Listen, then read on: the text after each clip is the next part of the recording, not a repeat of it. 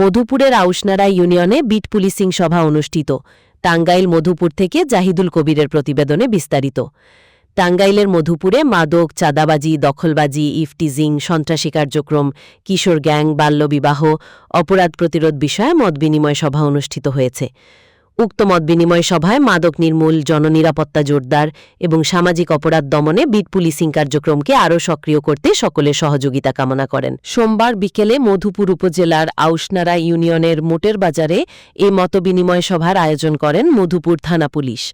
Bit পুলিশকে তথ্য দিন, নিরাপদে কাটবে দিন, এই প্রতিপাদ্যে ১১ নং বিটের আয়োজনে আউশনারা ইউনিয়ন বিএনপির সভাপতি ও মোটের বাজার শিল্প ও বণিক সমিতির সভাপতি আজহারুল ইসলাম আজহারের সভাপতিত্বে প্রধান অতিথি হিসাবে বক্তব্য রাখেন মধুপুর থানার অফিসার ইনচার্জ AKM ফজলুল হক।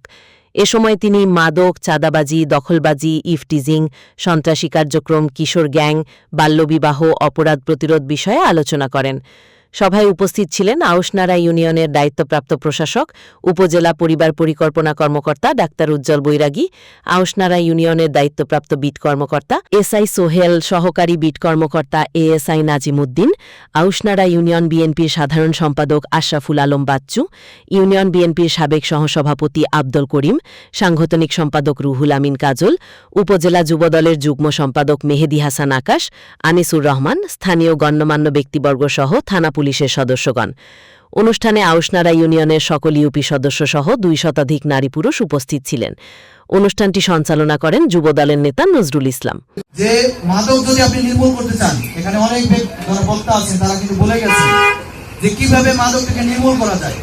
কিন্তু আমার আপনাদের প্রতি বিনীত অনুরোধ থাকবে, আপনি আপনার যে পরিবার আছে, আপনি পরিবার আগে সামলান। আপনার ছেলে আছে, আপনার স্বামী আছে, আপনার অন্যান্য পরিবারের সদস্য আছে, আপনি তাকে আগে সামলান।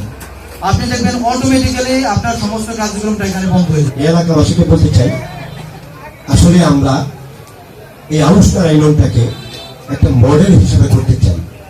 আসুন আমরা সকল ভেদাভেদ ভুলে গিয়ে দল মতের ঊর্ধ্বে আমরা অন্তত আউশনারা জনগণের পাশে দাঁড়াই। আর আমরা প্রতিহিংসা থেকে দূরে থেকে আমরা সবাই ভাই ভাই হিসেবে এই আউশনারাটাকে আমরা করতে চাই। যেহেতু ওসি সাহেব বলছে যে আমাকে জানাবেন, সেটা চাঁদাবাজি হোক, দখলবাজি হোক, জমি দখল হোক, তাকে জানাবেন, আপনাদেরকে সহযোগিতা সে করবে। আমরাও পাশাপাশি আপনাদেরকে সহযোগিতা করবো। আমরা কাজ করতে সেটা আপনাকে বুঝতে হবে, কিন্তু আপনাদের সহযোগিতা আমি চাই। আমার আছে, আমাকে আপনার দয়াকে জানাবেন যে কোথায় মাদক বিক্রি করতেছে এবং কে মাদক বিক্রি করতেছে, তার সহযোগিতা। কারণ দেখেন মাদক একটা কিন্তু অনেক বেজে আঘাত ধারণ করছে। মাদকের কারণে আপনারা দেখতেছি, আমার অনেক স্টেশনে আমি চাকরি করেছি, এখানে একমাত্র পেয়েছি যে বাবা তার ছেলেকে ধরে দেওয়ার জন্য প্রতিদিন 4-5 জন জানা গেছে, প্রত্যেকদিন যাচ্ছে তার ছেলেকে ধরে দেওয়ার জন্য।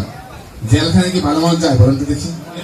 যে দলের হোক, এই মাদকের তৈরি করলে আমি মাদক তো ছাড়ি না। আমার থানায় কোনো লোক ঢুকলে আপনারা দেখতে পাবেন, কোন থানায় মাদকের লোক ঢুকছে কিংবা যে কোনো লোক থানায় হাউসে ঢুকছে, সে লোক বের হয় না, সেটা কুট হয়ে আসছে।